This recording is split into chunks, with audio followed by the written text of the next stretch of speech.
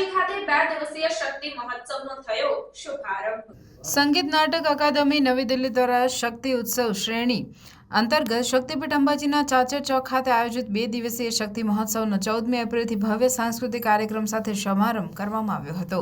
આ પ્રસંગે કંકણા બેનર્જી પશ્ચિમ બંગાળ દ્વારા હિન્દુસ્તાની ગીત સંગીત, નીતિશા નંદા દિલ્હી દ્વારા ઓડિસી નૃત્ય, મહાકાળી ભવાઈ મંડળ ગુજરાત દ્વારા ભવાઈ, પાંચાળ રાસ મંડળ ગુજરાત દ્વારા રાસ પ્રસ્તુતિ અને પ્રસિદ્ધ ગાયક અરવિંદ બારોટ દ્વારા ગરબા ગીત જેવા ખૂબ જ ઉત્કૃષ્ટ કાર્યક્રમોની પ્રસ્તુતિ કરવામાં આવી હતી। સંગીત નાટક અકાદમી દ્વારા આ પ્રસંગે પુસ્તકનું વિમોચન પણ કરવામાં આવ્યું હતું।